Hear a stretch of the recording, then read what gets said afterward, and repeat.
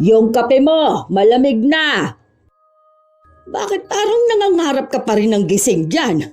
Masaya lang po ako ngayon. Sa palagay ko, nahanap ko ng tamang lalaki para sa akin. Sana nga si Harvey na talaga ang lalaking makakasama mo sa habang buhay. Wala akong hangad kundi ang mapabuti ka. Alam ko naman po yun, Chang. Hey, ang mabuti pa magtimpla ka na lang ng bagong kape. Ugali mo na talaga ang palamigin tapos hindi naman iinumin ka agad. Aalis po ba kayo? Nakabihis kasi kayo eh. O di ba mag-aanak ako ng kasal ngayon? Ako kaya, kailan kaya yayayain ni Harvey ng kasal? Malay mo naman, sa mga susunod na araw magsabi na siya sa'yo. Pareho naman kayong nasa tamang edad na. Posible kaya yun, Chang, nayayain na niya ako magpakasal kahit ilang buwan pa lang kami? Oo naman, kung sigurado na ba siya sa'yo Mula nang naging kami, wala naman kaming pinagtatalunan. Welcome naman siya dito sa bahay natin. At ganun din ako sa kanila kahit ilang beses ko palang nakikita ang pamilya niya. Lahat nga po ng kamag-anak niya friend ko na sa Facebook. Yun naman pala. Di wala na kayong problema pagdating sa pamilya niya. Dapat siguro ipakilala mo si Harvey sa mga magulang mo. Ang problema naman po, may sari-sarili ng pamilya ang mga magulang ko. Paano ko po ipapakilala si Harvey? Sa akin nga, wala na silang oras. Subukan mo pa rin silang tawagan. Maganda kasi yung may basbas ng mga magulang ang isang relasyon. Aminado kung tsismosa. Mapa-office, mapakapitbahay at mapakamag-anak. Numero 1 rin ako sa pagiging tsismosa sa lugar namin. Dahil sa ugali kong to, muntik na akong makasira ng pamilya. Hello, Miss Gwen. Mapagpalang araw sa inyo at sa lahat ng mga taga-subaybay ng inyong channel. Tawagin niyo na lamang akong Iris. 26 years old at taga-Dapitan. Ang karanasan na ibabahagi ko, ako mismo ang bida. Sana magsilbing aral ang kwento ko sa mga katulad ko na mahilig magkalat ng tsismis sa ibang tao. Bakit ang tagal mo? Marami bang pila sa bakery ni Mang Tupe? Sumaga pa po kasi ako ng chismis, Chang. Sabi na nga ba chismis na naman ang inatupag mo. Kakaiba po ito, Chang. Daig mo pa ako Ako na merong tindahan wala man lang magkwento sa akin.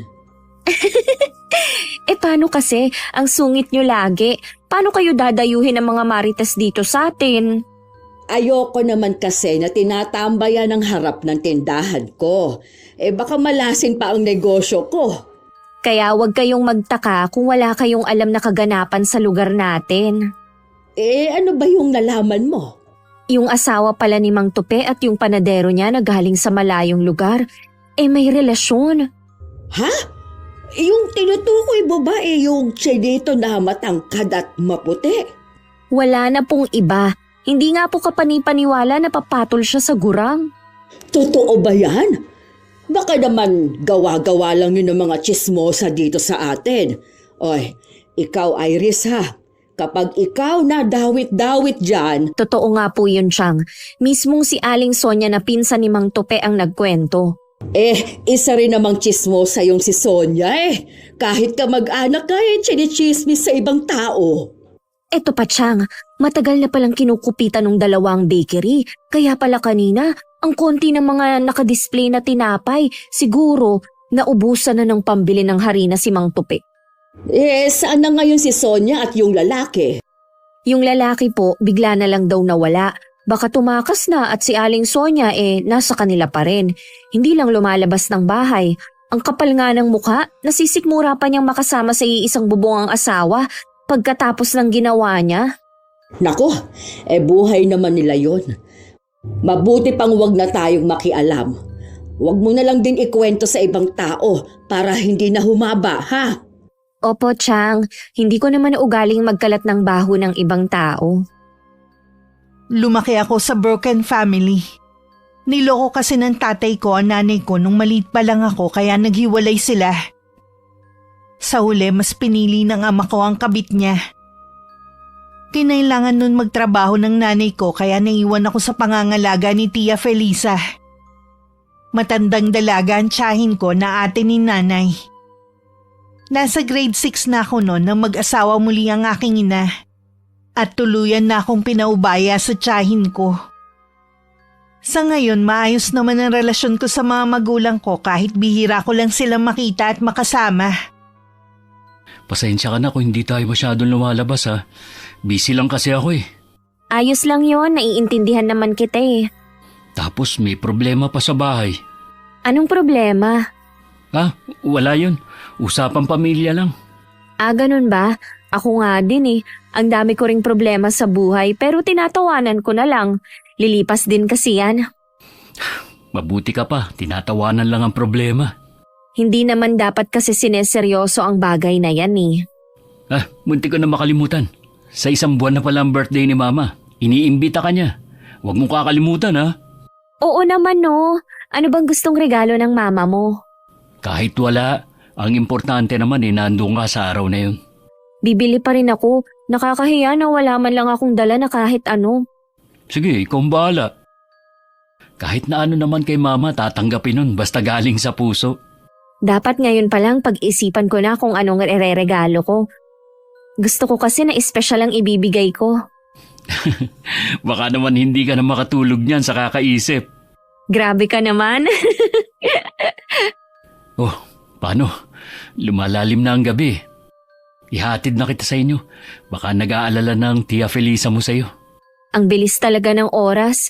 Sana sa susunod hindi ka na ganun ka-busy para nakakadalaw ka na ulit sa bahay. Huwag kang mag-alala. Sasabihin ko sa'yo kapag hindi na ako busy. Namimiss ko na rin kasi ang luto ng Tia Felisa mo eh. Aasahan ko yan Nitong mga nakaraang araw, madalas puro video call o chat lang kami ni Harvey bago matulog. May inaasikaso daw kasi siyang problema ng pamilya na hindi naman niya masabi-sabi sa akin. Minsan parang gusto ko na magtampo sa kanya. Dahil pakiramdam ko wala siyang tiwala sa akin. Pero sa huli, iniintindi ko na lang kaysa naman pagtalunan namin.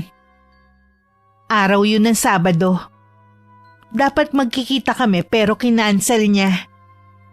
Kailangan daw niya kasing samahan ng mga magulang niya. Hindi naman niya sinagot ang tanong ko kung saan sila pupunta. Nilibang ko na lang ang sarili ko sa pag-scroll sa Facebook. Akala ko ba lalabas kayo ni Harvey? Bakit hindi ka pa nag-aayos? Hindi na po tuloy. Bakit naman? May biglaan daw po kasing lakad ang mga magulang niya. Medyo malayo daw po. Kailangan daw niyang ipagmaneho sila. Medyo malabo na rin po kasi mga mata ng papa niya. Ganun ba? Huwag ka nang malungkot dyan. Alam mo, kapag malapit sa pamilya niya ang lalaki, ibig sabihin nun, maganda ang pagpapalaki sa kanya ng mga magulang. Oo nga po. Ang swerte nga ni Harvey sa pamilya niya. Nung nandun nga ako sa kanila, kulang na lang langgamin ng mga magulang niya sa sobrang sweet sa isa't isa. Tapos silang magkakapatid at mga pinsan niya, para lang magkakatropa kung magbiruan. Alam ko na naiinggit ka, pero balang araw naman magiging pamilya mo na rin sila o di swerte ka rin. Oo nga po sana magyayana ng kasal si Harvey. Gabi-gabi po yan ang lagi kong hinihiling. Huwag kang mainip. Patuloy ka lang magdasal para ibigay sa iyo ang matagal mo nang hinihiling. Ang magkaroon ng buong pamilya. Opo, Chang, hindi naman po ako nakakalimot na magdasal. Ano yon? Mukha pong meron nagkakagulo sa labas. Titignan ko lang po muna Nako Iris, huwag ka nang lumabas. Baka mamaya madamay ka pa. Baka armado ng patalim o barilang kung sino mang nag-aamok na yan. Hindi naman po ako lalapit. Kayo pong wag lalabas ng bahay. Hintayin niyo na lang ako. Iris! Bumalik ka nga dito! Huwag ka nang makialam sa gulo dyan! Ay, Diyos ko, pambihira talaga ang batang ito. Basta chismis, hindi pa huhuli. Ang pinagmulan ng gulo ay ang pagtatalo ni Aling Sonia at anak ni Mang Tupe. Naggalit daw ang binata dahil narinig nito ang ginagawang pagkakalat ng tiyahin sa nangyari sa pamilya nila. Nagdilim daw ang paningin nito at nahagip ang itak, kaya nagawa nitong habulin ng tiyahin. Hindi ko maiwasang kilabutan habang nakikinig sa kapitbahay namin. Nakatulad ko rin na mahilig sa tsismis. Nang lumabas ako kanina, nagpupulasan ng mga tao. Kung saan-saang direksyon sila nagtatakbuhan. Sa taranta ko, imbis na sa bahay namin tumakbo, sa kapitbahay ako napasuot. Ikaw nga ha, kapag ganong nagkakagulo sa labas ng bahay huwag ka nang lumabas. Paano kung nadamay ka? Sige nga. Hindi naman po ako ang target ni Mike, kundi ang tiyahin niya. Kahit na. Sabi mo nga, nagdilim na ang paningin niya kaya hinabol ng taga si Sonia. Kumusta na kaya ang babaeng yun? May nakakita daw na may sugat sa balikat. Okay na po siguro si Aling Sonia, na isugod naman agad siya sa ospital eh. Si Mike ang nagtatago ngayon. Binigyan pa niya talaga ng problema ang mga magulang niya. Dapat naman kasi hindi na ipinagsabi yun ni Sonia sa ibang tao. Kasiraan yun ng pamilya nila eh. Hindi pa rin po sapat na dahilan yon para pagtangkaan niyang patayin ang tiyahin niya. Oo, nandoon na tayo. Pero may kasalanan din si Sonia. Kaya ikaw, Iris ha, tigil-tigilan mo ng pakikipagtsismisan mo. Baka yun pa ang ikapahamak mo. Hindi naman po ako nagkakalat ng hindi totoo eh. Hindi ka ba talaga marunong sabihan ha? Yun na nga lang po ang libangan ko eh. Pagbabawalan niyo pa ako. Wala namang masama kung makikipagkwentuhan ka. Basta't huwag na lang pag-usapan o siraan ang ibang tao. Sige na nga po. Huwag na kayong magalit. Lumipas ang ilang araw. Pagka-uwi ko galing trabaho, sinalubong ako ng masamang balita ng tiyahin ko. Patay na raw si Aling Sonia. Habang nasa ospital daw, inatake ito sa puso. Nakaramdam naman ako ng panlulumo sa narinig ko. Ang matandang babae kasi ang katandem ko pagdating sa tsismisan. Nalungkot din ako sa biglaang pagkamatay niya. At galit naman sa taong gumawa ng masama sa kanya.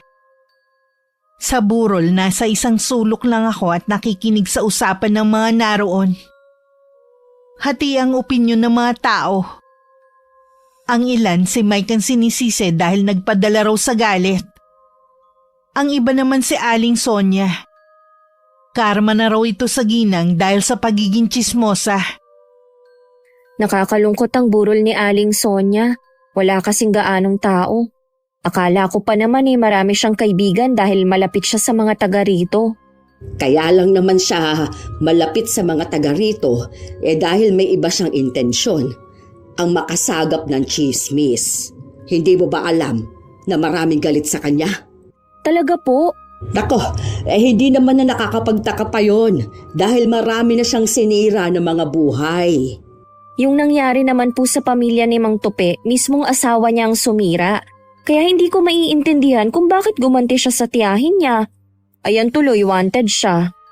Ang punto kasi doon, kahit totoo, sana inilihim na lang niya. Hindi yung ipinagkalat pa sa ibang tao. Wala na rin naman po tayong magagawa. Patay na si Aling Sonia. Hindi na maibabalik ang nakaraan. Nasayang tuloy ang buhay niya sa walang katuturang bagay. Hindi man lang nga nagpunta si Mang Tupi sa burol ng kapatid. Ano bang klaseng kuya siya? May dahilan naman din si Tupe. Hayaan mo na nga lang sila. Huwag mo na lang yun pakialaman. Chang, hindi po ba kayo pupunta sa burol ni Aling Sonia? Sa huling araw na lang siguro. Hindi rin kasi maganda ang pakiramdam ko Para kasi akong lalagnatin. Pansin ko nga po na matamlay kayo. Dapat siguro nagpapahinga na lang muna kayo. Huwag na muna kayo magbukas ng tindahan nyo.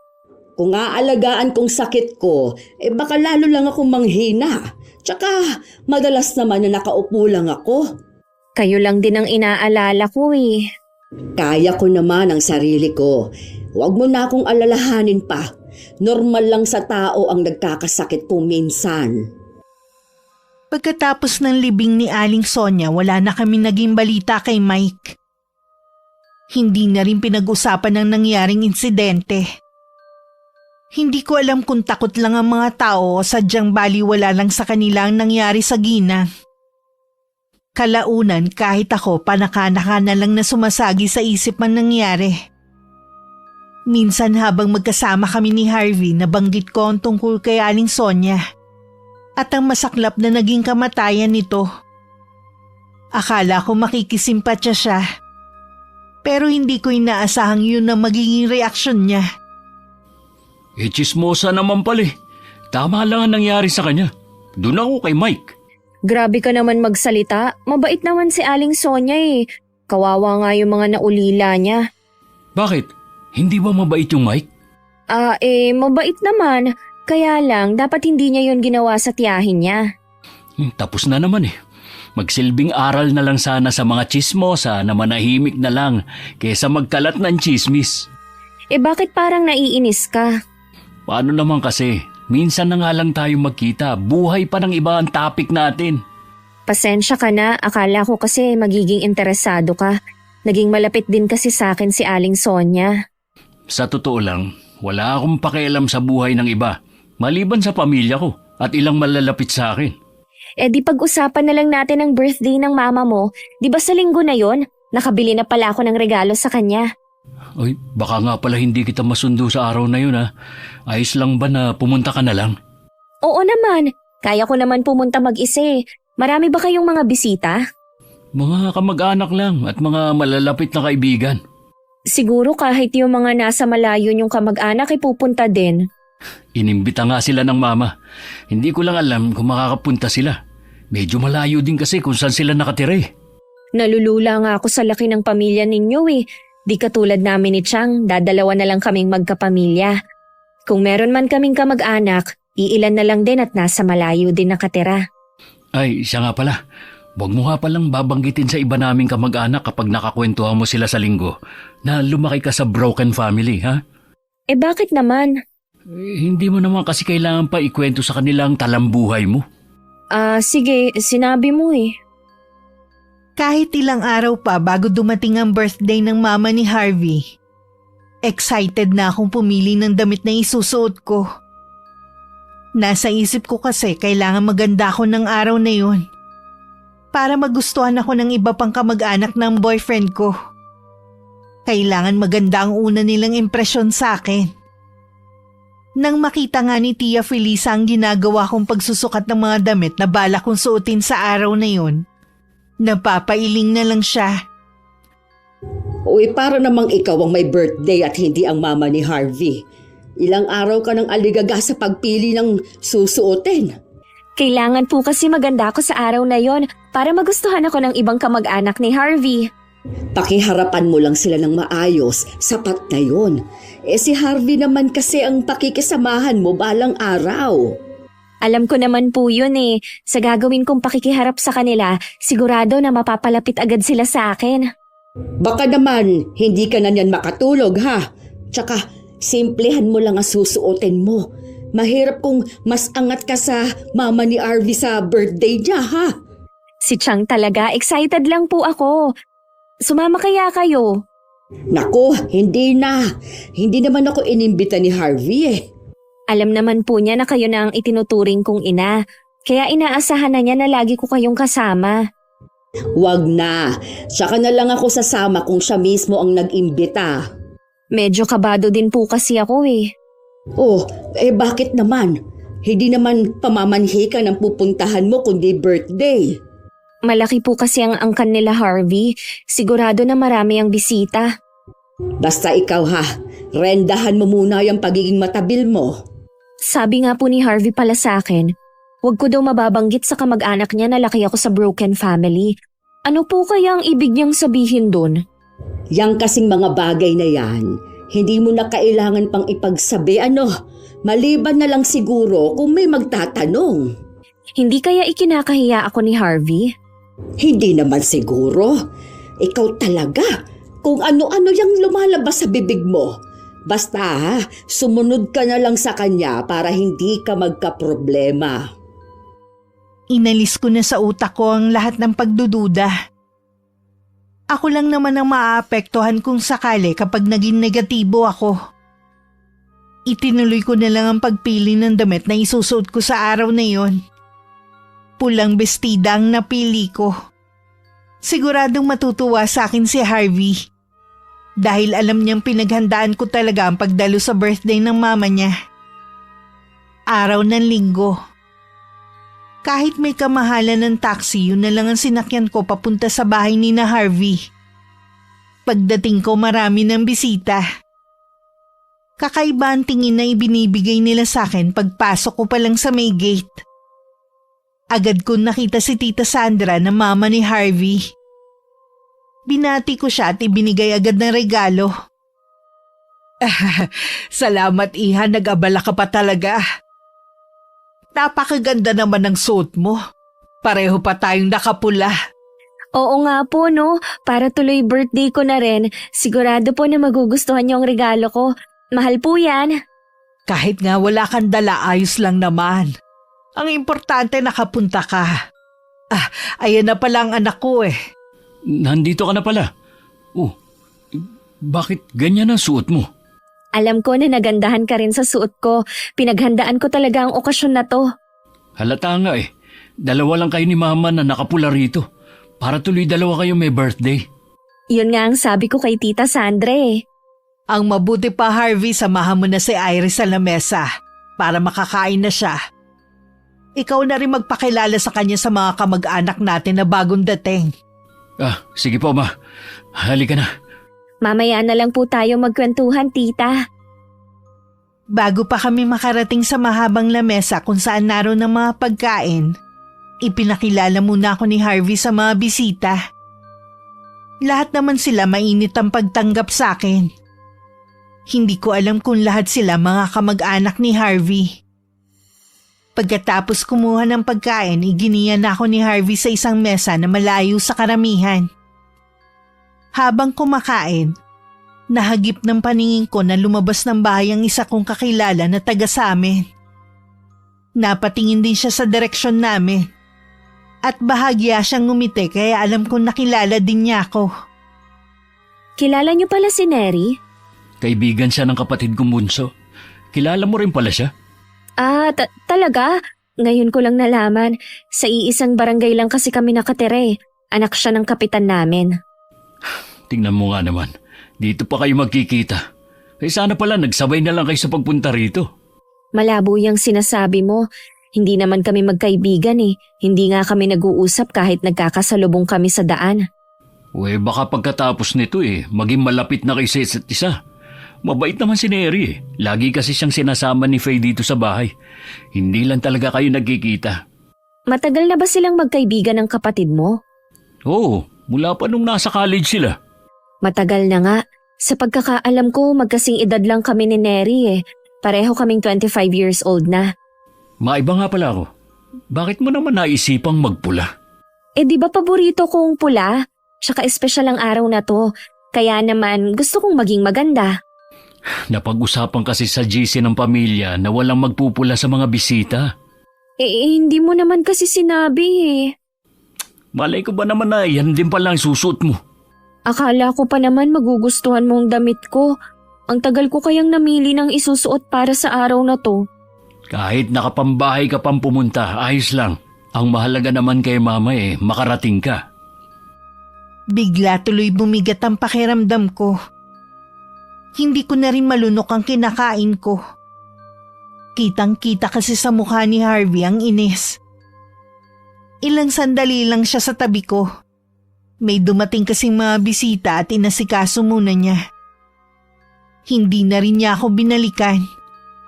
Parang nakalimutan na niyang nandun din ako. Mabuti na lang nilapitan ako ng mga pinsan niya. Dahil makwento na padaldal na din ako. Nang magtanong sila sa trabaho at pamilya ko, nakalimutan ko na ang bilin sa akin ni Harvey.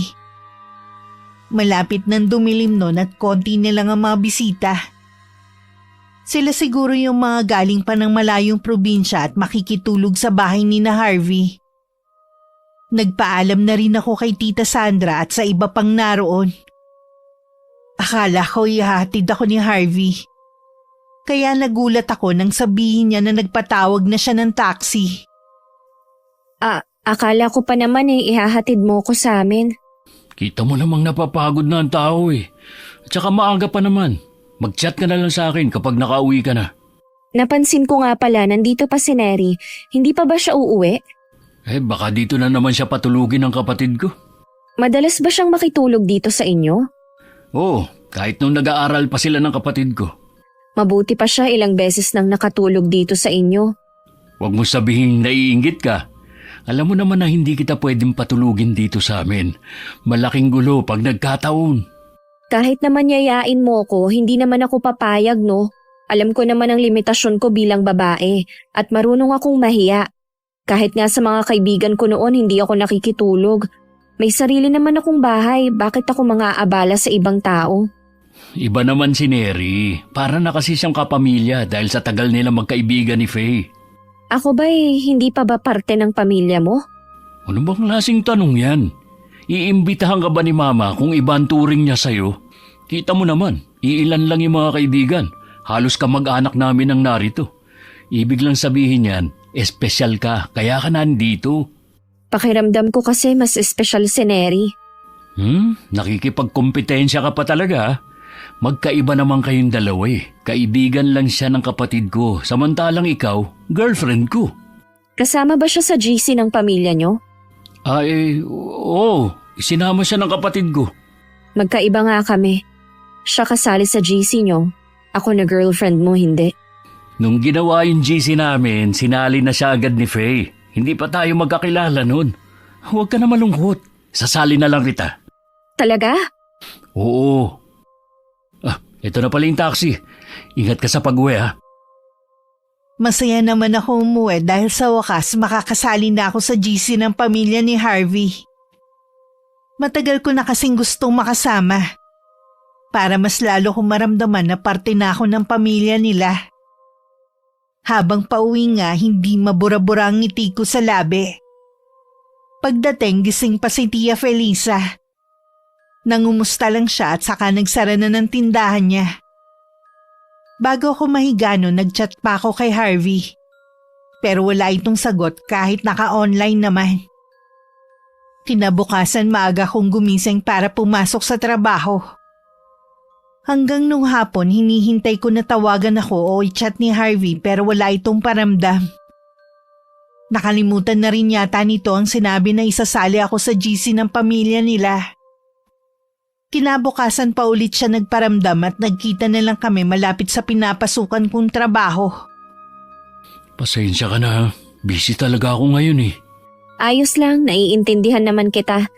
Siya nga pala, akala ko ba'y isasama mo ako sa GC ninyo? Kahapon ko pa kasi hinihintay na i-add mo ko eh. Baka hindi na muna. Bakit naman? Baka kasi doon ka pa magdadaldal eh. Akala mo siguro hindi ko alam na kwento mo na sa buong angkan namin ang talambuhay mo. Di ba sinabihan na kita na huwag mo na lang babanggitin sa kanila na lumaki ka sa broken family? Madaldal din kasi mga pinsan mo kaya napakwento na rin ako. Gusto mo talaga na pinapahiya sarili mo eh, no? Paanong pinapahiya? Totoo naman kasi lahat ng sinasabi ko. Hindi lang naman akong lumaki sa broken family ah. Dapat kasi sinasarili mo na lang ang mga ganun. Meron ba silang sinasabi na hindi maganda sa akin? Huwag mo nang lang alamin kung ano sinasabi nila sa'yo. Hindi na naman mahalaga yun eh. Pasensya ka na. Huwag kang mag-alala. Sa susunod magiging maingat na ako. Hindi lang yun. Tigilan mo na nga ang pagiging tsismosa mo. Ha? Hindi kita maintindihan. Kaya pala hindi kayo malapit ni Neri eh. Dahil kilala ka sa pagiging tsismosa sa lugar nyo. Umiiwas daw talaga siya sa'yo. Kapal naman niya para sabihin yun. Kami lang naman ang kapatid kong pinagsabihan niya. Sinabihan ko lang sila na huwag ipapaalam kay na Mama. Ayoko kasing magbagong pagtingin nila sa'yo. Sa paraan ng pananalita mo, parang kinakahiya mo ko. Kung kinakahiya kita, edi sana hindi ka na nakapunta sa bahay namin. Mabuti pa uuwi na ako. Oo, bakit parang ikaw pa yata ang galit? Hindi ako galit, nagtatampo lang ako. Sasakayan na lang kita ihatid Kailangan ko rin kasing umuwi na maaga ngayon Sasamahan ko pa kasi sila mama sa isang kamag-anak namin. Ano ba kasing inaasikaso nyo ng mga magulang mo? Saka ko na lang sasabihin. Wala ka talagang tiwala sa akin, no? Hindi naman sa ganun. Mahaba kasing paliwanagan kapag sinabi ko sa'yo ngayon. Tuluyan na ako nakaramdam ng inis kay Harvey. Pakiramdam ko kasi unti-unti na siyang lumalayo sa akin. Ramdam ko kasi yung malamig niyang pakikitungo. Parang napipilitan na lang siyang makipagkita. Bigla tuloy sumagi sa isip ko si Neri. Ewan ko ba kung bakit bigla ko na lang siyang naisip. Minabuti ko na lang na wag na munang magparamdam sa kanya. Baka sakaling maramdaman niya ang kahalagahan ko.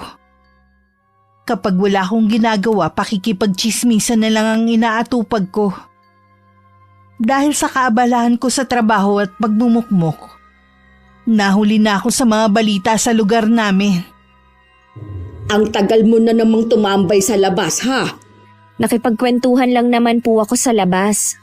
Eh di ba't sinabi ko na sa'yo, tigilan mo ng pakikipagchismisan sa mga taga rito? Hindi magandang tingnan, lalo na at dalaga ka. Gusto ko lang naman pong libangin ang sarili ko. Oh, may problema ba kayo ni Harvey?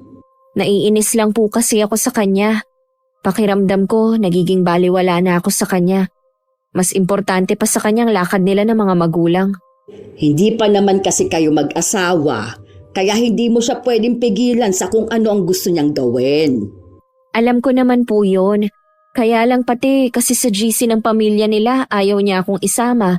Dahil baka daw dun pa ako magdadadaldal. Bakit si Neri na kaibigan lang ng kapatid niya kasama dun? Yung anak ba ng kapitan ang tinutukoy mo? Nung birthday lang po ni Tita Sandra ko nalaman na kaibigan pala niya ang bunsong kapatid ni Harvey. Sa totoo lang, hindi ko gusto ang babaeng yon kahit noon pa. Kung gaano kasi kabait at kalapit sa tao ang ama niya, kabaliktaran naman niya. Mula pa pala nung nag-aaral sila ni Faye, nakikitulog na siya sa bahay nila. Bago pa kami nagkaroon ng relasyon ni Harvey, malapit na siya sa pamilya nito.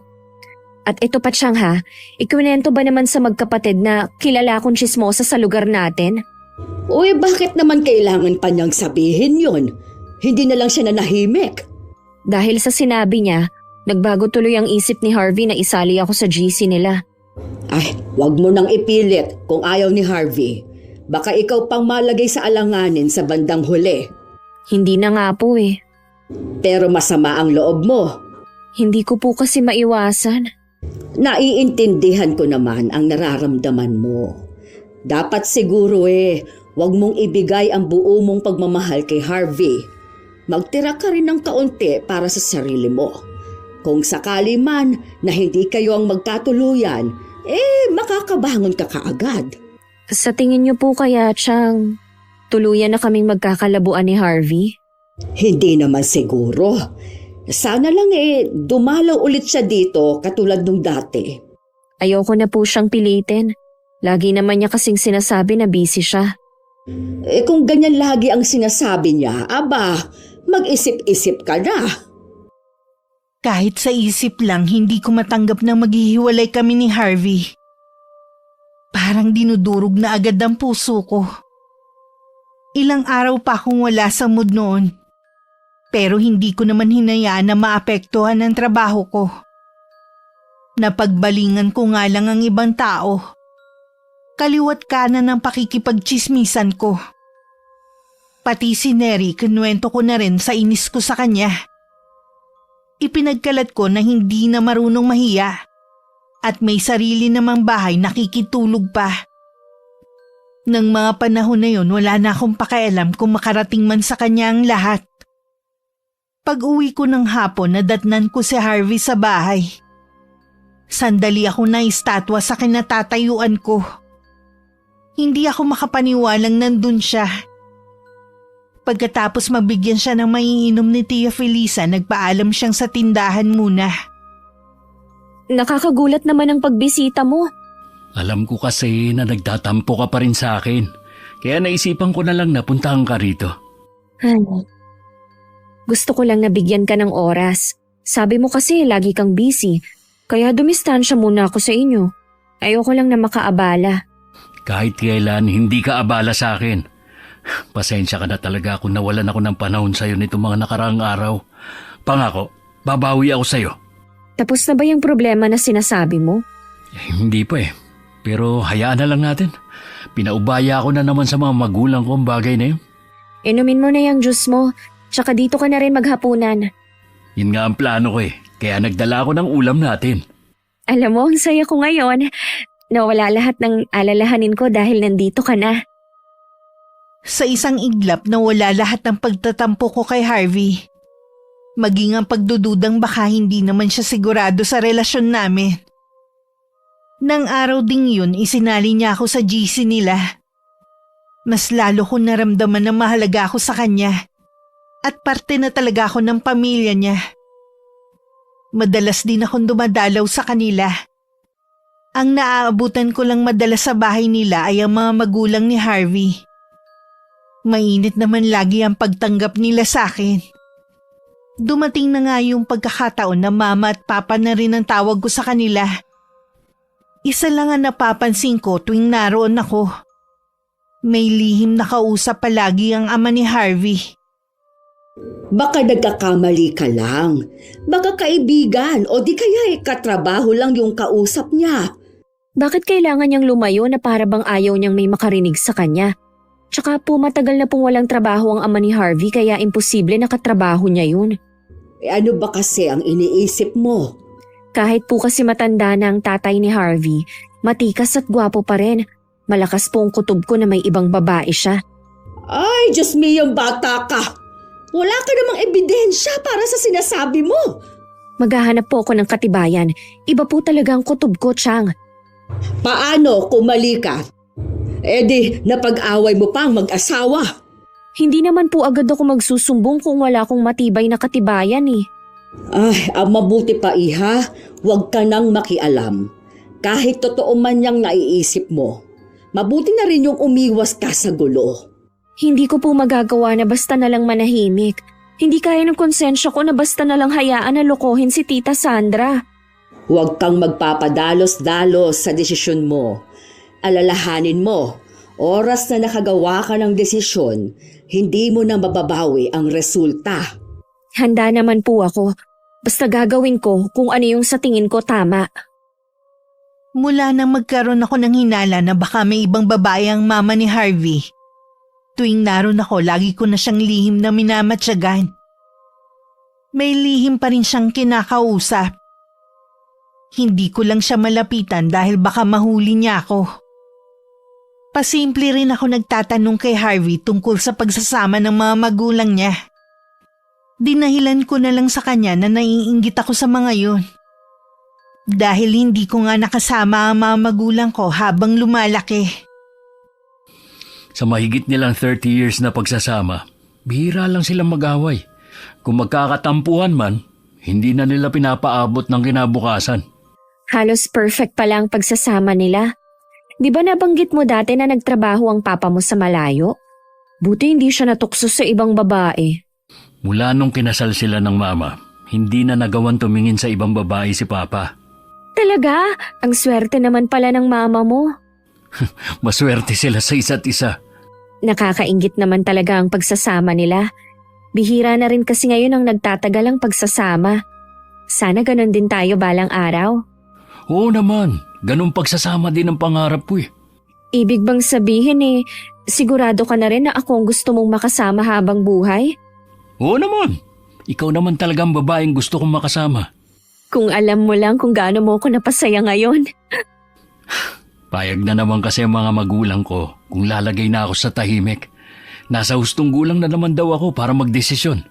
Sabihan mo lang ako kung kailan kayo mamamanhikan sa bahay Sa tingin ko handa ka na rin para mag-asawa.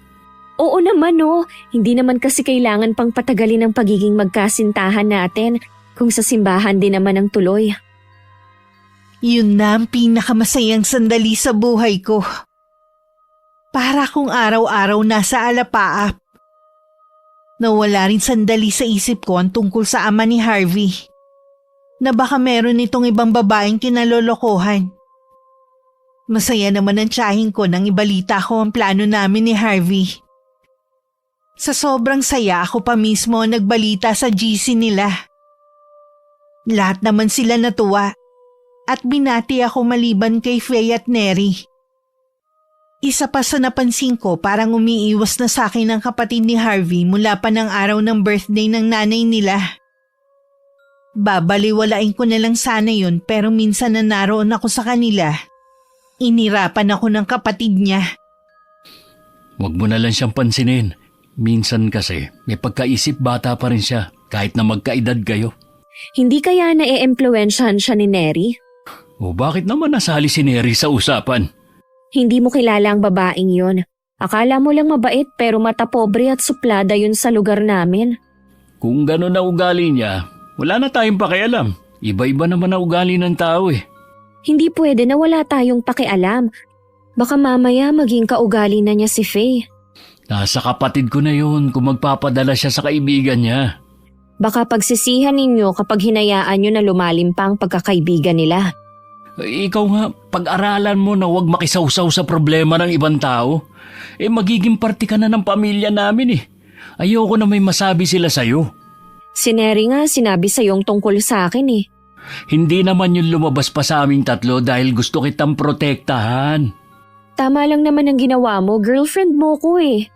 Kaya nga, sana lang baguhin mo na yung ugali mo. Lalo na yung pagkachismosa mo.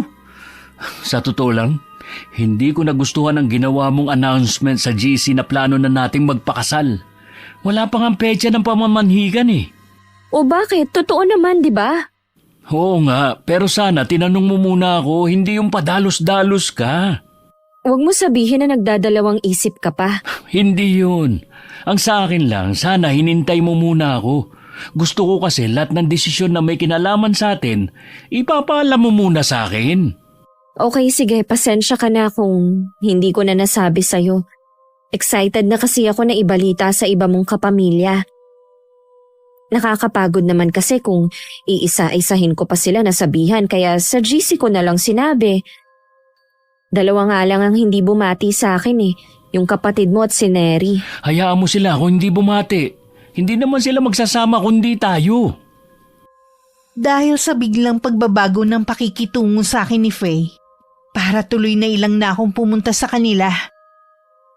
Sa ilang beses ko pang pagpunta doon, lagi ko rin nadadatnan sa kanila si Neri. Parang gusto kong magselos sa pagiging malapit niya sa mga magiging biyanan ko.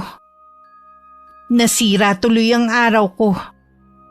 Dahil abala naman silang lahat, naisipan ko munang magpahangin sa labas. May ilang minuto na ako sa garden nang makita kong humahangos papuntang likod bahay ang ama ni Harvey. Agad ko siyang sinundan. At nagtago ako sa malaking halaman na nakalagay sa paso. Nakikiusap ako sa iyo, love. Huwag mo na akong pahirapan pa. Magpakita na kahit sa akin man lang. Kung saan-saan ka lang nga namin hinanap. Huwag mong hayaan na hindi man lang tayo magkita bago ako mawala sa mundong ito. Agad kong tinakpan ng bibig ko para hindi ako makagawa ng ingay. Hindi ko na rin maalala kung paano ako nakaalis sa kinatatayuan ko at nakabalik sa loob ng bahay. Ilang sandali lang pumasok na rin ang ama ni Harvey na malaki ang pagkakangiti. Mukhang nagkaayos na sila ng kausap niya na nasisiguro kung babae niya yon. Lumapit siya sa asawa at nagpaalam na may pupuntahan lang. Gusto ko sanang sabihin kay Tita Sandra na wag itong payagan pero itinikom ko na lang ang bibig ko at tumalikod sa direksyon nila. Hindi ko kasi matagalan na nakikita kong paglalambingan ng mag-asawa dahil alam kong may kabit si Tito Allen. Dahil sa biglang pagsama ng timpla ko, nagpaalam na rin ako kay na Harvey. Nahagip naman ng paningin ko ang ngiti sa labi ni Neri na natutuwa dahil aalis na ako. Pagdating sa bahay, sinabi ko kay Tia Felisa ang nakumpirma ko. Sabi ko na sa inyo eh, tama ako. May kabit si Tito Allen. Kung kailan namang tumanda, tsaka naman siya nagloko sa asawa niya. Ay, Malay po natin, matagal na silang may relasyon ng babaeng yun. Hindi na nahiya sa mga anak. Sinabi niyo pa, kapag nakita niyo nga ang paglalambingan ng mag-asawa, hindi niyo iisipin na may kabit siya eh. Kulang na lang kasi langgamin sila. Aba, magaling na artista pala. Pwede na nga po siyang bigyan ng award dahil sa sobrang galing. Iniidolo pa naman siya ni Harvey. Yun pala, itinatago siyang kabit. O paano? Ano ang plano mo ngayon? Siyempre po ipapaalam ko kay Tita Sandra ang narinig ko. Alam ko na labis siyang masasaktan, pero mas okay na yun kaysa habang buhay siyang lokohin ng asawa. Tama naman na malaman niyang nagloloko ang asawa niya. Pero kailangan bang ikaw ang magsabi? Oo naman po dahil ako mismo ang nakarinig. Nag-aalala kasi ako sa'yo. Kay Harvey mo na lang kaya sabihin, tapos siya nang bahala magsabi sa mama niya. Naisip ko na nga rin po yan, kaya lang po baka pagtakpan lang niya ang ama. Problema na niya yon. Kung hahayaan niya na patuloy na lokohin ng ama niya ang kanilang ina. Ako na lang po siguro para maramdaman din ni Tita Sandra na karamay niya ako at hindi ako papayag na lokohin siya ng asawa niya. Sa gagawin ko, lalo siyang mapapalapit sa akin. Ay, ikaw nang bahala. Kailan mo babalak sabihin? Bukas po ng umaga ipupuntahan ko si Tita Sandra sa kanila. Hindi ko na pwedeng patagalin to. Kinabukasan maaga akong gumayak kahit kulang ako sa tulog. Hindi na kasi ako makapaghintay na sabihin kay Tita Sandra ang tungkol sa asawa niya. Sana nga nandun si Tito Allen para marinig niya mismo ang sasabihin ko. Akala yata niya habang buhay niya may tatago ang sekreto niya. Hindi niya alam may manugang siyang matalas ang pakiramdam. Habang papunta sa bahay ni na Harvey, matindi ang kabang nararamdaman ko. Paulit-ulit ko rin sinasabi sa isip ko na tama lang ang gagawin ko. Masakit na masira ang isang pamilya. Pero mas masakit kasi sa akin kung itatago ko ang sekreto ni Tito Allen. Pagdating naabutan ko sa garden si Tita Sandra. Lumarawan sa kanya ang gulat na makita ko ng ganong kaaga. Hindi na rin ako nagpaligoy-ligoy pa at sinabi ko na ang sadya ko. Tita Sandra, may mahalaga po kong sadya. Huwag po sana kayong mabibigla May kabit po ang asawa niyo. Ako po mismong nakarinig na kausap niya yung babae. Hindi ko inaasahan na mahihimatay siya at nasaksihan pa ni Faye. Mabuti na lang naging maagap ako na masalo si Tita Sandra. Ipinasok namin siya sa bahay at pinahiga sa sofa. Nagkamalay naman siya agad at pinaulit pa ang mga sinabi ko. Kahit si Faye iyak nang marinig yun. Humingi din ako ng tawad dahil ako pa ang nakasaksi sa panluloko ni Tito Allen. Umuwi na rin ako ng kalmado na si Tita Sandra. Pwede bang maupo ka muna? Kanina ka pa pabalik-balik ng lakad riyan Akong nahihilo sa'yo. Kanina pa po kasi tumatawag si Harvey na pupunta. Hanggang ngayon wala pa din. Mahalay mo na traffic lang yung tao. Kamusta na kaya si Tita Sandra? Sabi mo, iniwan mo na maayos ng lagay kanina. Natakot nga po ako kanina nang mahimatay siya. Sana hindi ka maipit sa away nilang mag-asawa. Bakit naman po ako maiipit? Mabuti nga po nabunyag na ang kalokohan ni Tito Allen. Haya na yata si Harvey. Narinig ko merong tumigil ng motor sa labas. Sisilipin ko po sa may bintana. Siya na nga po. Nagbigay galang naman si Harvey sa tiyahin ko bago bumalik si Chang sa loob ng tindahan. Ramdam ko ang tensyon sa boyfriend ko ng mga sandaling yun. Lalo tuloy akong kinabahan. Kumusta ng mama mo? Hinaway niya si Papa at pinalaya sa bahay namin. Hindi man lang binigyan ng pagkakataon na magpaliwanag. Tama lang yun sa kanya. Sigurado ka ba sa narinig mo kay Papa? Oo naman, love pa nga ang tawag niya dun sa kabit niya. Nagmamakaawa siya na magpakita na kahit man lang sa kanya na matagal na daw siyang hinahanap. Tinawag na love ni Papa ang kausap niya? Oo, matagal ko ng lihim na pinapakiramdaman ng papa mo mula nang makita ko siya na laging may kausap. Nagkahinala ako dahil lagi siyang lumalayo kapag may kakausapin sa cellphone. Aalis na ako. Kailangan ko makausap ng masinsina ng papa ko. Bakit mo naman siya pupuntahan? Ang kailangan ng karamay ngayon ay ang mama mo. May kailangan lang ako linawin kay papa. Baka tama ako. Hinusgahan mo agad ang papa ko base sa narinig mo. Malinaw ang narinig kong sabi niya sa kausap niya sa cellphone. Oo nga. Pero alam mo ba kung sino nga ba ang kausap niya? Yung kabit nga niya. Tama ka na sa kakasabi ng kabit. Walang kabit ang papa ko. Si mama lang ang minahal niya mula noon hanggang ngayon. Alam ko na nahihirapan ka rin dahil sa ginawa ng papa mo. Pero sana naman wag ka sa akin magalit. Ginawa ko lang naman ang sa tingin ko tama. Tama ba na sirain mo ang pamilya ko? Ha? Wala kang matibay na ebidensya para akusahan ng gano'n ng papa ko. Tinanggap ka namin sa pamamahay namin. Tinuring ka ang kapamilya. Tapos ito lang ang gagawin mo? Patawarin mo ko kung tingin mo sinira kong pamilya nyo. Naranasan ko rin kasi na magtaksil ang tatay ko sa nanay ko noon. Ayoko lang na maglihim sa mama mo. Hindi ko kayang itago ang sikreto ng papa mo. Saka na lang tayo mag-usap kapag malinaw na ang lahat. O sige, mag-iingat ka sa pag-uwi mo. Nang mga sumunod na araw, maraming kamag-anak ni na Harvey ang nag-message sa akin. Lahat sila iisa ang tanong. Paano ko raw nasiguro na may babae si Tito Allen? Iisa lang din ang sinabi ko sa kanila. Inulit ko lang ang sinabi ng ama ng boyfriend ko sa kausap nito. Mahigit na 1 linggo na rin mula nung huli kami nag-usap ni Harvey. Ilang beses ako nag-message sa kanya pero wala siyang reply man lang. Mali ba ang ginagawa ko? Bakit parang nakukonsensya ako?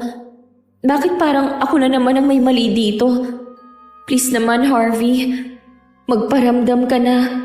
Alam mong mahal na mahal kita at may plano na tayong magpakasal. Saktong 10 araw na wala pa ring paramdam si Harvey. Gustong gusto ko nang pumunta sa bahay nila. Kaya lang nauunahan naman ako ng hiya. Iba kasi ang pakiramdam ko. Baka kasi mas pinili ni Tita Sandra na makipag-ayos na lang sa asawa kesa naman makipaghiwalay pa. Matatanda na rin naman sila para sa ganong drama. Pwede naman sila magsama sa iisang bubong na hindi na nag-uusap. Ako ang tumatao ngayon sa tindahan ni Tita Felisa dahil pumunta siya sa may barangay para kumuha ng ayuda para sa mga senior. May 2 oras din bago siya umuwi. Malaki po ba ang nakuha niyo, Chang? Sapat lang. Mukhang napagod po kayo ah. Sandali lang po, ikukuha ko kayo ng tubig. Salamat, Iha. Kailangan ko nga yan. Kanina pa nga ako nauuhaw. Bakit nga po pala ang tagal nyo? Heto na po ang tubig nyo. Salamat, Iha. Gusto nyo pa po ba? Hindi na, Iha. Tama na to. Tumawag na ba si Harvey sa'yo? Hindi pa nga po eh. Gusto ko na ngang pumunta sa kanila eh, kaya lang nahihiya naman ako. Tama lang na hindi ka pumunta sa kanila. Baka kung ano lang ang magawa nila sa'yo. Ano pong ibig nyong sabihin? Nakausap ko kanina si Neri, kaya natagalan ako umuwi. Ano pong sinabi sa inyo ng babaeng yon? Nag-outing pala ang buong pamilya ni Harvey at kasama siya. Hindi man lang ipinaalam sa iyo ng boyfriend mo. Ano pa po ba ang sinabi niya sa inyo? Ang sabi niya, hindi ka na mapapatawad ni Harvey dahil sa ginawa mo. Muntik mo na raw masira ang pagsasama ng mga magulang nito dahil sa chismis na ginawa mo. Anong chismis ang sinasabi niya? Totoo ang sinabi ko at hindi ko lang gawa-gawa. Hindi kaya nagkamali ka lang sa narinig mo? Pati ba naman kayo, Chang, pinagdududahan ako? Iba kasi ang ipinapahiwatig ni Neri kanina. Para bang sigurado siya na ikaw ang mali. Tsaka, bakit mo naman kailangang sabihin pa sa iba nilang kamag-anak? Nagtatanong po kasi sila kaya sinagot ko lang. Ay, sana makipag-usap na sa iyo si Harvey para malinawan ka na rin. Kung hindi pa rin po siya magpapakita bukas, ako na mismo ang pupunta sa bahay nila. Nung gabi nag-message ako kay Harvey na kung hindi pa siya makikipagkita sa akin, Pupuntahan ko na siya bukas sa kanila. Hating gabi na siya sumagot. Siya na lang daw ang pupunta sa bahay. Kinabukasan pinilit kong maging masigla at positibo kahit nababalot ng matinding pangamba ang puso ko. Bago mananghalian, dumating si Harvey. Inalok ko siya ng kahit ano pero tumanggi siya. Hindi rin niya ako matingnan ng diretso. Nang tangkain ko siyang lapitan, umiwas siya sa akin. Para akong may sakit na nakakahawa sa paraan ng pag-iwas niya. Nang mga oras na yun, para kaming estranghero sa isa't isa. Makalipas ang ilang sandaling katahimikan, ako na rin mismo ang bumasag. Totoo ba ang sinabi ni Neri na nag-outing kayo? Oo. Pagkatapos ng mga nangyari, kailangan namin yon para makapag-relax. Harvey, hindi ko ginusto na makasira ng pamilya. Pero sana maintindihan mo na hindi ko rin magagawang manahimik na lang habang niloloko ng papa mo si Tita Sandra. Hindi nagloko si Papa. Wala siyang kabit. Dapat kasi, inalam mo muna bago mo kinausap ang mama ko. O di kaya, ako muna ang kinausap mo. Hindi ko maintindihan. Hayaan mong ipaintindi ko sa'yo. Yung babaeng laging kausap ni Papa na narinig mo na tinawag niyang love ay si Ate Lovely. 2 taon na siyang hindi nagpapakita sa amin. Siya ang dahilan kung bakit sinasamahan ko mga magulang ko para hanapin siya. Wala ka naman kasing nababanggit tungkol sa kanya. Ang alam ko lang 3 kayong magkakapatid. Galit siya kay Mama dahil siya ang dahilan kung bakit naghiwalay sila ng boyfriend niya. Tama lang naman natutulan ni Mama dahil oportunista ang lalaking yon. Ayaw niya makipag-usap kay Mama kaya kay Papa lang siya nakikipag-usap. Kaya akala mo laging patag makipag-usap ang Papa dahil ayaw ngang ipaalam ni Ate Lovely sa amin na nakikipag-usap na siya rito. Sorry Harvey, hindi ko alam. Patawarin niyo ako. Pupuntahan ko si Tita Sandra para humingi ng tawad sa kanya. Hindi na kailangan. Hindi ka rin naman mapapatawad ni Mama dahil sa ginawa mo. Paano tayo? Nung muntik mo nang sirain ang pamilya namin, doon na rin nagtapos ang relasyon natin. Alam na rin nila ang pagiging tsismosa mo. Ayaw ka nila maging parte ng pamilya namin. Sino nagsabi sa kanila? Si Neri ba? Sana naman ipinagtanggol mo ko sa kanila gaya ng ginagawa mo dati. Bakit ko namang gagawin yun hindi ka naman magbabago? Paano ang mga plano natin? Hindi ka ba nakakaintindi? Wala na tayo! Hindi ko kaya, Harvey, na mawala ka sa akin. Mahal na mahal kita. Huwag mo kong hawakan. Lumayo ka sa akin. Bakit ba parang nandidiri ka na sa akin? Marami pang sinabi si Neri sa pagkatao mo. Pati siya, naging biktima ng paninira mo. Pasalamat ka na nga lang dahil hindi ka niya inireklamo. Hindi niya sinamantala ang pagiging kapitan ng ama niya. Hindi mo kilala si Neri. Masama ang ugali niya. Nagbabait-baitan lang siya sa harap niyo. Kahit magtanong ka pa sa mga taga rito kung anong tunay niyang kulay, malalaman mo ang totoo. Tama na! Hindi ka ba talaga titigil? Ha? Maniwala ka naman sa akin, Harvey. Tama ang mga magulang ko. Bibigyan mo lang kami ng kahihiyan kapag pinakasalan kita. Baka maraming relasyon na masira ng dahil sa'yo. Hindi ko kayang mawala ka sa akin. Bigyan mo pa ako ng isa pang pagkakataon. Pangako, magbabago na talaga ako. Sana noon pa, nung wala ka pang nasasaktan. Hindi ko rin kayang talikuran ang pamilya ko para sa'yo. Kalimutan mo na ako. Ganun na lang ba kadali sa'yo ang sabihin na kalimutan na lang kita, ha? Minahal mo ba talaga ako? Bakit ang bilis mo naman isukong relasyon natin? Huwag mo kong sisihin sa paghihiwalay natin. Hindi naman ako nagkulang ng paalala sa'yo eh. Ikaw itong hindi marunong pakiusapan. Maawa ka naman sa akin, oh. Nasanay na ako na lagi kang nandyan. Please, Harvey, ayusin natin to. Marami pa namang lalaki dyan. Maganda ka at mabait. Sigurado marami pang magmamahal sa'yo. Harvey!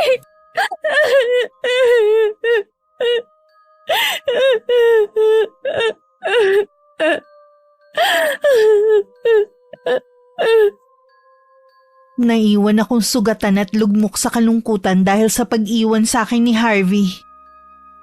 Nagagalit din ako sa sarili ko dahil alam kong kasalanan ko lahat ng nangyari. Sapat na ba yun para iwan niya ako? Paulit-ulit na tanong ko sa sarili ko. Akma sana akong lalabas para habulin siya pero may kamay na pumigil sa akin. Nang lumingon ako, ang tigmak sa luha ng mukha ni Tia Felisa ang bumungad sa akin. Umiiling-iling pa siya. Napayakap na lang ako sa kanya ng mahigpit habang tumatangis. Walang araw na hindi ako umiiyak. Tinangka ko rin tawagan si Harvey pero blinak na niya ako kahit sa Facebook. Tinadtad din ako ng mga chat ng mga kaanak niya. Ako ang sinisisi nila sa muntikan ng paghihiwalay ng mag-asawa. Sobra na ako nagsisisi. Kung pwede ko lang sanang ibalik ang nakaraan. Kumain na tayo. Ipinagluto kita ng paborito mong ulam na sinigang na baboy. Mauna na po kayo, Chang. Hindi pa po ako nagugutom. Paanong hindi ka pa nagugutom? Kanina ka pa walang kain at kung kumain man, kakaunti lang. Ay, kung lagi kang ganyan, baka magkasakit ka na. Mabuti nga po yun eh. Para mamatay na ako. Ano bang klaseng katwiran yan, ha? Dahil sa lalaking yon, gusto mo nang mamatay? Hindi mo man lang ako naiisip. Ako na buong buhay na kasama mo, hindi mo man lang binibigyan ng halaga. Kapag nawala ka, sino nang makakasama ko? Ipagpapalit mo ako sa lalaking 1 taon mo palang nakakasama. Ganun ba ako kasama, Chang, para iwan ni Harvey? Pinagsisisihan ko na naman ang ginawa ko eh. Kalimutan mo na siya. Hindi ka rin magiging maligaya sa piling niya dahil tumatak na sa mga isipan nila ang ginawa mo. Hindi ko po talaga kaya. Si Harvey lang ang minahal ko. Sa kanya lang ako nagtiwala at nagmahal. Noon pa, sinabi ko sa kanya na takot ako magmahal dahil sa mga magulang ko. Pero nangako siya na hindi ako sasaktan. Bakit iniwan pa rin niya ako? Hindi ganon kalalim ang pagmamahal niya sa'yo. Kaya ganoon na lang niya kadaling kalimutan ang mga pangako niya. Narito naman ako. Hindi kita iiwan. Ilang beses ko na yung napatunayan sa'yo. Sana hindi na lang ako nagmahal. Sana nag-focus na lang ako sa trabaho ko. Hindi sana ako nagdurusa ng ganito ngayon. Malalampasan mo rin ang pagsubok na yan sa buhay mo. Wala na po akong nakikitang liwanag ng pag-asa. Huwag kang magsalita ng ganyan. Habang nabubuhay tayo, laging may pag-asa. Siguro po, nasa akin ang problema kaya iniwan ako ng mga magulang ko. Tapos ngayon si Harvey naman. Hindi siguro ako karapat-dapat na mahalin. May darating na para sa iyo, Iha. Maghintay ka lang ng tamang panahon. Pakiramdam ko araw-araw ako nalulunod sa matinding kalungkutan dahil sa paghihiwalay namin ni Harvey. Nang hindi na ako makatiis mula sa trabaho hanggang sa bahay nila. Lagi ako nakasunod na parang stalker. Kung gaano ako nangungulila sa kanya, palagay ko nakalimutan na niya ako. Ang bilis din niya akong ipinagpalit sa ibang babae at sineri pa talaga. Kahit sino makakakita sa kanila, iisiping may relasyon sila. Kaya siguro ganun kabilis akong iwan. May reserba ka na pala agad. Ano bang meron siya na wala ako? Bakit, Harvey? Bakit? Tinigilan ko na rin ang pagsunod ko kay Harvey. Lalo ko lang kasing sinasaktan ng sarili ko. Nagkulong na lang ako sa loob ng bahay. Kumalat na rin kasi sa buong lugar namin ang ginawa ko. Siguradong si Neri ang may kagagawan nun. Gusto niya talaga akong ilugmok lalo sa kahihiyan. Lingid sa akin, alam na rin ni Tia Felisa ang tungkol kay na Harvey at Neri. Minsan inabangan niya ang binata para kausapin sa huling pagkakataon. Tia Felisa, kung nandito kayo para pilitin ako na makipagbalikan kay Iris, hindi na po talaga. Ni ayaw ko na siyang kausapin. Hindi yun ang dahilan kaya gusto kitang makausap. Kung ganun po, anong kailangan niyo sa akin? Nakausap ko si Neri. Siya bang dahilan kung bakit nanlamig kang bigla sa pamangkin ko? Labas na po kayo sa bagay na yon. Wala na kami ng pamangkin niyo. Bakit mo pa kasi niligawan at pinangakuan ng kasal si Iris kung hindi mo rin lang pala siya kayang ipaglaban hanggang sa dulo? Kasalanan naman po niya kung bakit kami naghiwalay. Alam ko na dahilan mo na lang ang nagawa niyang pagkakamali para makawala sa kanya. Kahit na totoo pa po ang sinasabi niyo, wala na rin pong pag-asa na magkaayos kami. Minahal ka ng buong puso ni Iris, pero dinurog mo lang siya. Alam mong anak na ang turing ko sa kanya. Kaya masakit sa akin na makita siyang nagdurusa ng dahil sa iyo.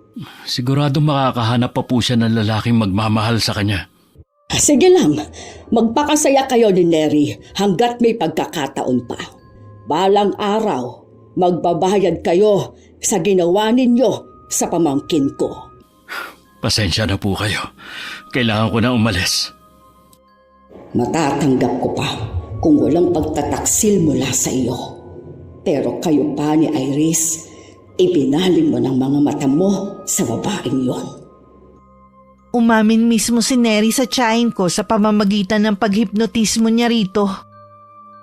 Matagal na palang natatabangan si Harvey sa akin. Mula nang sabihin ni Neri na isa akong tsismosa sa lugar namin. Marami pa siyang kasiraan na sinabi sa akin para tuluyan ng lamig sa akin ng dati kong boyfriend.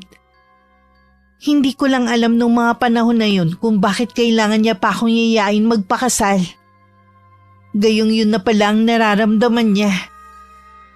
Saan po kayo galing, Chang? May kinausap lang ako. Sino naman po? Sina Harvey at Neri. Alam ko na sila na kahit noong kayo pa ni Harvey. Alam niyo po? Umamin sa akin si Neri. Kung ganoon, bakit nagyaya pa siya ng kasal sa akin?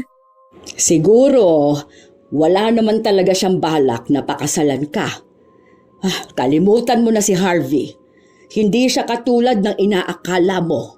Isa rin siyang manloloko.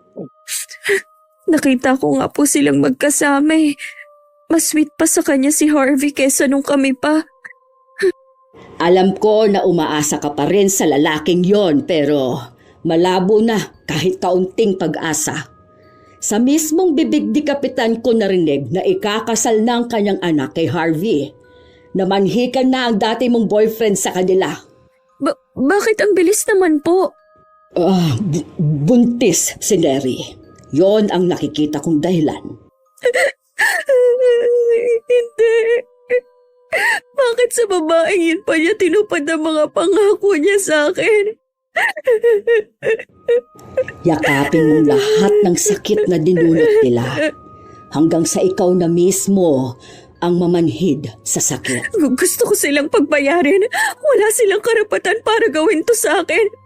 Mga walang iya sila. Ipaubaya mo na sa akin ang lahat, Iha. At ako mismong magpaparusa sa kanila. Kahit alam kong sasaktan ko lang lalo ang sarili ko, pinuntahan ko pa rin si Harvey sa bahay nila. Hindi ako pinapasok ni Tita Sandra sa loob. Kaya naghintay na lang ako sa labas ng gate. Gusto ko sanang humingi ng sorry sa Gina. Kaya lang biglang umurong ang dila ko dahil sa nakita kong galit sa mga mata niya. May ilang minuto na ako naghihintay pero hindi pa rin lumalabas si Harvey. Hindi ko alam kung kakausapin pa ba niya ako. Pinagtitinginan na rin ako ng mga tao. Kilala kasi nila ako dahil nakikita na nila ako doon. Parang gusto ko na lang lumubog sa kinatatayuan ko dahil sa hiya. Ilang sandali pa lumabas na rin si Harvey. Anong ginagawa mo rito? May gusto lang akong malaman. Totoo ba na ikakasal na kayo ni Neri? Namanhikan na daw kayo. Oo, Iris. ikakasal na kami sa 1 buwan. Ang bilis naman. Siguro dahil buntis na siya. Obvious naman na nabuong bata na yon na tayo pa. Paano mo nalamang buntis si Neri? Kami lang dalawa nakakaalam nun ah. Hindi na mahalaga kung paano ko nalaman. Oo nga pala, munti ko na makalimutan. Isa ka nga palang tsismosa. Bilib na talaga ako sa'yo. Kahit yata yung pinakaiingatang sikreto ng isang tao, malalaman mo. Sinaktan mo na ako. Hindi mo na ako kailangang insultuhin pa. Bakit ka masasaktan? Totoo naman, di ba? Aminado naman ako sa bagay na yan. At labis ko na yung pinagsisisihan. Ang hindi ko lang maintindihan, may relasyon na pala kayo ni Neri noon, pero niyaya mo pa ako na magpakasal. Wala naman talaga akong balak na ituloy yan. Humahanap lang ako ng tiyempo kung paano makikipagkala sa'yo. Matagal mo na pala akong ginagawang tanga. Matagal nang inirereto ng kapatid ko si Neri. Aaminin ko na hindi ko siya gusto nung una. Pero mas gusto siya ng mga magulang ko kesa sa'yo. Inayawan ka na nila nung pang-birthday ni Mama. Pinakikisamahan ka lang nila dahil sa akin. Pamilya pala kayo ng mga plastic. Napaniwala niyo ako na parte na ako ng pamilya niyo. Ayaw naman ng mga magulang ko ng manugang na tsismosa at mula sa broken family. Sana naman maintindihan mo yon. At sana naman huwag ka nang pupunta rito. Bigyan mo naman ng kahihiyan ng sarili mo. Huwag mo na rin kaming guguluhin. Huwag kang mag-alala. Ito na ang huling beses na makikipag-usap ako sa'yo. Binabati ko kayo ni Neri sa nalalapit niyong kasal. Habang naglalakad ako, napatingala ako sa langit. Napapatanong na lang ako na ganun ba ako kasama para parusahan ng ganun katindi. Isa lang naman ang hangad ko sa buhay. Ang magkaroon ng sariling pamilya na hindi ko naranasan. Pagdating sa bahay, nagkulong lang ako sa silid ko. Hanggang sa sumapit ang araw ng kasal ng dalawa, hindi ako lumalabas. Sigurado kasing ako ang topic ng mga tsismosa sa lugar namin. Hanggang isang araw para akong nagising sa katotohanan. Kailangan pa pala ako ni Tia Felisa. Hindi ko pa natutupad ang pangako ko sa kanya. Anong ginagawa mo, Iha? Inaayos ko po ang mga requirements ko. Gusto ko po kasing mag-apply ng trabaho. Sigurado naman po kasi na hindi na ako tatanggapin sa dati kong pinapasukan. Bigla ba naman akong hindi na nagpakita eh. Kaya mo na ba ulit magtrabaho? Oo naman po. Naalala ko, hindi ko pa pala na ibabalik ang lahat ng kabutihan niyo sa akin. Minahal kita na parang tunay kong anak. Hindi ako naniningil sa lahat ng mga ginawa ko sa'yo. Kahit na po, gusto ko pa rin ibalik. Sige, ikaw ang bahala. Saan mo naman ba balak mag-apply? Kahit saan po, basta gusto ko ulit maging abala. Ayoko nang magbukmuk dito sa bahay. Nakausap ko nga pala ang inay mo. Nabanggit ko sa kanya ang lahat ng mga pinagdaanan mo. Tanungin daw kita kung gusto mong magbakasyon sa kanya. Ngayon pa ba siya magpapakaina sa akin? Kung kailan malaki na ako? Gusto lang makatulong ng nanay mo sa'yo. Pakisabi na lang po na mas gusto ko lang dito kasama nyo. Alam ko, makakarating din ito sa'yo kapag lumabas ka ng bahay. Kaya ako na lang ang magsasabi sa'yo. Ano po yon? Dito sa lugar natin tumira yung dalawa. Nakapisan po ba sila sa bahay ni Kapitan? Hindi, Iha. Nabili nila ang bahay na malapit dito sa atin. Ang tinutukoy niyo po bang bahay yung ibinibenta ng anak ni Mang Rex? Ayun na nga. Hindi pa sila nakontento sa ginawa nila sa akin. Gusto pa nilang makita ang paghihirap ko kaya binili nila ang bahay malapit dito sa atin. Ayoko rin na nasa malapit sila dahil parang iniinsulto ka nila. Ngayon nila ako subukan. Matitikman nila ang galit ko. Matagal na nilang naani ang galit ko. Hintayin nila ang pinakamatinding karma sa buhay nila. Ano pong ibig niyong sabihin, Chang?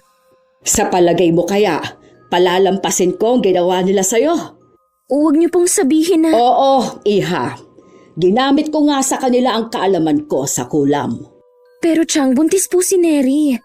Kilala mo ako, Iris. Kapag gumanti ako, wala akong pakialam sa kalagayan ng isang tao. Buntis man siya o may kapansanan. Namnamin nila ang lupit ng aking paghihigante. Bakit ba ako maaawa sa sanggol na yon? Anak naman nila yon sa pagkakasala sa akin. Bahala na po kayo, Chang. Basta gagawin ko lang ang gusto ko. Wala na akong pakialam sa kanila. 1 linggo pa lang nakahanap na ako agad ng trabaho. Sa karir lang yata ako swerte at malas naman sa pag-ibig. Nagpapasalamat pa rin ako dahil malaking biyaya yun para sa akin. Napag-isip-isip ko ring tuluyan ng isara ang puso ko at ituon na lang ang buong oras ko sa trabaho.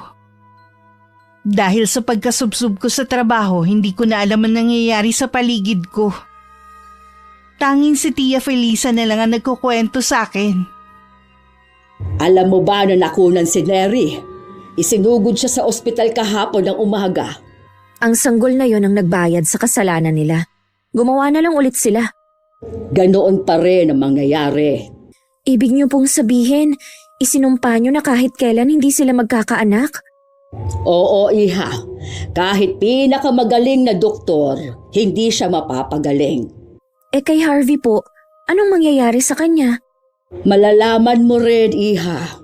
Oras na tumalab na sa kanya ang orasyon ko, habang buhay na siyang magdurusa.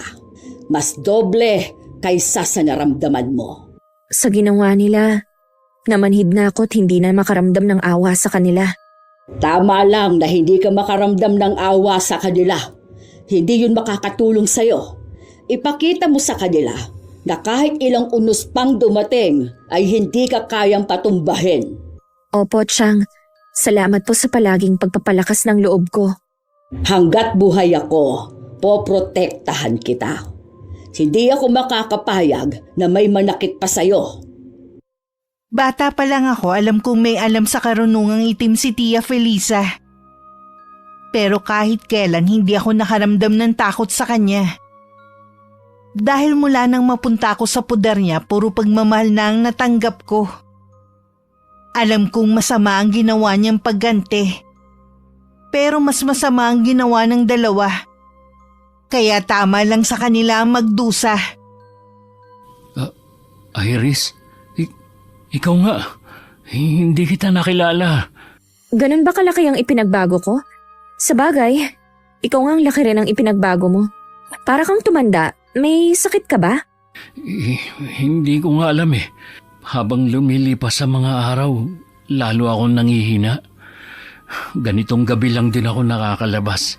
Nasusunog kasi yung balat ko sa araw. Dapat nagpapatingin ka na sa doktor. Baka kung ano na yan. Ilang beses na ako nagpa-check up eh. Pero hindi pa rin matukoy ang tunay kong sakit. Dapat kasi sa espesyalista. Mag-iipon na muna kami. Naubos na kasi ang pera namin sa pagpapagamot ko. Wala rin kaming parehong trabaho eh. Sunod-sunod na nga ang kamalasan namin. Siguro, nabalitaan mo na nakuna na naman si Neri. Nabanggit nga ni Chang. Mabuti ka pa, asensado na. Binibiyayaan talaga ang mga taong nakakaranas ng kaapihan. Alam kasi ng nasa taas na wala akong inagrabyado na tao. Kung may nagawa man akong masama sa kapwa, hindi ko yun sinasadya. Iris, alam ko na galit ka pa rin sa akin. Patawarin mo sana ako kung nasaktan kita. Hindi man ngayon, sana balang araw. Panahon na lang sigurong makakapagsabi. Oh, yan na pala ang asawa mo, sinusundo ka na. Sige maiwan na kita. Salamat sa oras na ibinigay mo. Paulit-ulit na bumabalik sa isipan ko ang itsura ni Harvey. Malayo na ang itsura niya kesa dati. Ngayon payat na siya at tuyot ang balat. Nangingitim ang mga kuko at halos maubos na ang buhok niya. Nakaramdam naman ako bigla ng awa sa kanya pero kailangan kong itago yun. Ayoko kasing madismaya sa akin si Chang na pagkatapos niya akong igante. Maaawa pa ako sa dati kong boyfriend. Chang, ano pong sakit na ibinigay niyo kay Harvey? Kung ganon, nagkita na kayong dalawa.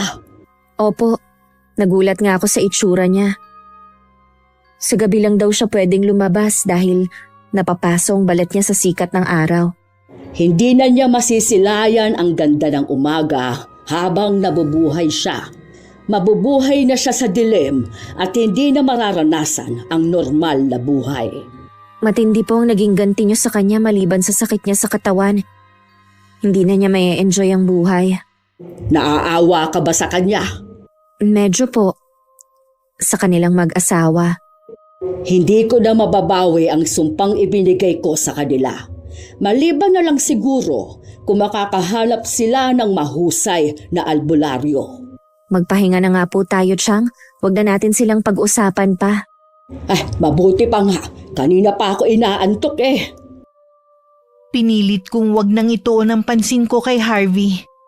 Mas nag-focus ako lalo sa trabaho. Iniwasan ko na lang ding lumabas ng gabi para hindi kami magkita. Sa puso ko napatawad ko na sila. Pero hindi ko na mababago ang kanilang kapalaran. Isang gabi nakatatapos lang namin maghapunan ni Chang nang biglang dumating si Harvey. Mas lalo pang bumagsak ang katawan niya. Kita na ang buto sa leeg at humpak na rin ang mga pisngi. May mga sugat din ng balat niya na parang napaso. Kung hindi ako nagkakamali ng tingin, inuuod na rin ang mga sugat niya. Anong ginagawa mo dito? Gusto ko lang po kayo makausap. Kayo lang po kasi ang naiisip kong pwedeng gumawa nito. Kayo lang kasi ang may matinding galit sa akin. Diretsahin mo na kami, iho, kung anong ibig mong sabihin. Alam ko pong may kumukulam sa akin. Kung kayo man po ang nasa likod ng nangyayari sa akin, nagmamakaawa po ako. Bawiin niyo na po yung sumpa sa akin. Hindi ko alam ang sinasabi mo. Pangako po, hindi ko sasabihin kahit kanino sikreto niyo. Bukal ba sa kalooban mo ang paghingi ng tawad at pagbabago? Opo, Tia Felisa. Nagsisisi na ako sa nagawa ko kay Iris. Hindi ko na mababawi pa ang sumpa, iho. Tapos na yon, maigawad. Gusto ko po na bumalik sa dating normal kong buhay. Hindi katulad ngayon. Daig ko pa ang halimaw na sa gabi lang pwedeng lumabas. Humanap ka ng magaling na albularyo. Tanging yun lamang ang babali sa sumpa. Hindi po ako galit sa inyo. Kahit nalaman ko na po ang totoo. Tama lang sa amin to ni Neri para maisip namin ang mga mali naming nagawa. Oras ang kalaban ninyo. Kaya kung ako sa inyo, bilisan ninyo ang paghahanap. Opo, sige po. Aalis na ako. Totoo po kaya ang mga sinabi niya? Sa kabila ng naaawa ka sa kanya naroon pa rin ang pagdududa mo kung nagsasabi ba ng totoo si Harvey. Mas sa inyo po ako nag-aalala. Ayoko lang na may makaalam sa lihim ninyo, lalo na umamin kayo sa kanya. Galing sa puso ang paghingi niya ng tawad. Sana nga lang, makahanap sila ng magaling na albularyo na pwedeng makabali ng sumpa. Sana magawa rin akong mapatawad ng ating Panginoon sa napakalaking kasalanang nagawa ko. Alam ko po na napatawad na kayo ng Diyos. Alam niya na kaya niyo lang nagawa yun dahil sa pagmamahal niyo sa akin. Tao lang din kayo na nagkakasala at nagsisisi sa huli. Mula nang manggaling sa bahay si Harvey, wala na kami naging balita sa kanilang mag-asawa. Hindi na rin ako nag-abala pang alamin sa ibang tao ang nangyari sa kanila. Ang importante sa akin, tahimik at masaya na kami ni Tia Felisa. Pinagbigyan ko rin siya na dalawin ng aking ina sa probinsya, kung saan siya nakatira kasama ng bago niyang pamilya. Sa muli naming pagkikita ni inay, wala na ni katiting na galit sa puso ko dahil sa pag-iwan niya sa akin noon. Walang mahirap sa pagpapatawad. Basta nasa puso natin ng Diyos. Lahat ng galit sigurado na maglalaho. Maraming salamat, Miss Gwen. Hanggang dito na lang ang aking sulat. Umaasa akong isa sa mga araw na to mapapakinggan ko rin ang kwento ng sarili kong karanasan. Payo ko rin sa mga katulad ko na mahilig sa chismis. Ituon na lang sa mas pakipakinabang ang oras.